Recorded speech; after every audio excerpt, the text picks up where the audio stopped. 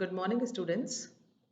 PG semester third के practical के syllabus में आपके मेजर एक्सपेरिमेंट्स हैं और माइनर एक्सपेरिमेंट्स हैं। प्रीवियस लेक्चर में हमने एक माइनर एक्सपेरिमेंट डिस्कस किया था जिसमें कि हमने किसी भी अज्ञात द्रव की रिलेटिव विस्कोसिटी ज्ञात की थी। आज का जो हमारा एक्सपेरिमेंट है उसमें हम डिस्कस करेंगे किसी भी अज्ञात द्रव की रिलेटिव का रिलेटिव सरफेस टेंशन। तो स्टूडेंट्स, रिलेटिव सरफेस टेंशन ज्ञात करने के लिए जो है ये एक एपरेटस है जिसका कि नाम है स्टेलेग्मोमीटर। तो इस स्टेलेग्मोमीटर की सहायता से हम किसी भी द्रव का सरफेस टेंशन ज्ञात कर सकते हैं।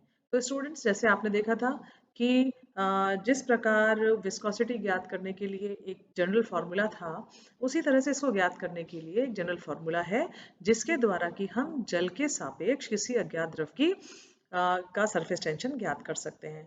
तो उसमें क्या होता है कि जैसे उसका फॉर्मूला पहले आप समझिए कि उसका फॉर्मूला है gamma 1 upon gamma 2 is equals to n1 upon n2 into d2 upon d1। तो ये इसका बेसिक फॉर्मूला है। यहाँ पर जो है गामा 1 n1 और d1 जो है वो तो वाटर के लिए सारी वैल्यूज हैं। गामा 1 जो है वाटर का सरफेस टेंशन है और d1 जो है वाटर का जो है डेंसिटी है, और n1 जो है जो कि हम इस एपरेटस की सहायता से ज्ञात करेंगे। प्रीवियस लेक्चर में स्टूडेंट्स हमने आपको बता दिया था कि d1 और d2, d1 हमें ज्ञात रहता है, हमें पता है d1 क्या होता है और जल की डेंसिटी क्या होती है, जो कि हमने पिछले टर्म में भी आपको बताया था कि आरडी बॉटल की सहायता से हम इसको ज्ञात भी कर सकते हैं D is equal to M upon V फॉर्मूले के आधार पर।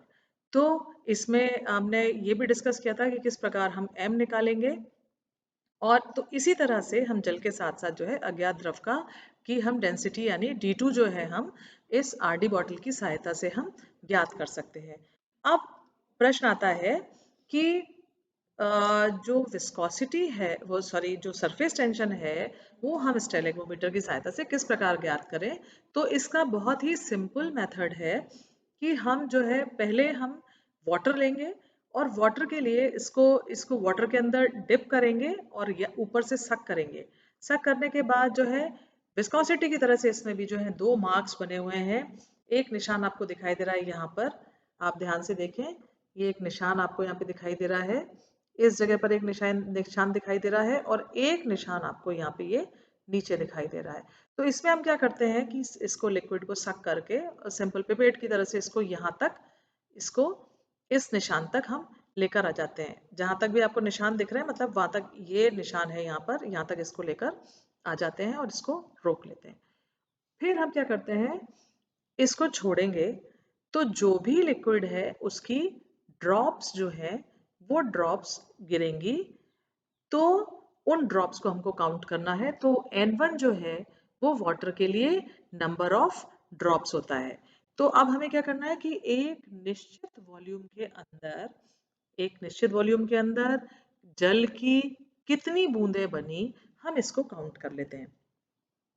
ये जो है इस प्रोसेस को हम 3-4 बार रिपीट करेंगे और इससे और फिर उसको जो है उसमें से जो हमारी दो वैल्यूज जो है सेम होंगी वो हमारी नंबर ऑफ ड्रॉप्स वाटर के लिए आ जाएंगी। इसके बाद सिमिलर प्रोसेस जो है वो हम किसी जो हमें अज्ञात द्रव दिया गया है उसके लिए जो है सेम प्रोसेस हम रिपीट करेंगे इसी तरीके से कि फिर हम जो है जो हमें अननोन लिक्विड दिया गया है उसमें इसको डिप करके ऊपर से सक करेंगे, सक करके जो है वो ही एक निशान से और दूसरे निशान तक निश्चित डेफिनेट वॉल्यूम के अंदर अननोन लिक्विड की कितनी ड्रॉप्स बनी वो हम काउंट कर लेंगे और इसको भी हम 3-4 बार रिपीट करेंगे जिससे कि हमारे पास एक फाइनल रिजल्ट या हमारे पास दो सिमिलर जो है वो नंबर ऑफ ड्रॉप्स की वैल्यू आ जाए। तो इस प्रकार जो है हम किसी भी अज्ञात द्रव की जो है, अब क्या होगा कि देखिए कि आपने जो है हमें जल की डेंसिटी ज्ञात हो गई, और हमने ज्ञात होती ही है, 1 होती है। और हमें जो अननोन लिक्विड की डेंसिटी है वो हमने जो है इस आरडी बॉटल की सहायता से हमने ज्ञात कर ली। और तो हमें D1 और D2 पता चल गया। वहीं जो वाटर का जो सरफेस टेंशन है वो हम इसकी सहायता से हम हमें नोन है, इसलिए हम उसकी वैल्यू भी हमारे पास होती है। और जो आपका नंबर ऑफ ड्रॉप्स है N1 और N2, वो जो है हमने इस स्टेलेग्मोमीटर की सहायता से हमने ज्ञात कर ली। तो स्टूडेंट्स इन सारी वैल्यूज को, यानी D1, D2, N1, N2 और गामा 1 की वैल्यू को जब हम फॉर्मूले में पुट करते हैं तो हमें गामा 2 की वैल्यू प्राप्त हो जाती है। और इस प्रकार जो है हम किसी भी अज्ञात द्रव की रिलेटिव रिलेटिव सरफेस टेंशन ज्ञात कर सकते हैं। तो आई होप स्टूडेंट्स ये एक्सपेरिमेंट जो कि आपका एक माइनर एक्सपेरिमेंट है वो आपको समझ में आया होगा। Thank you very much.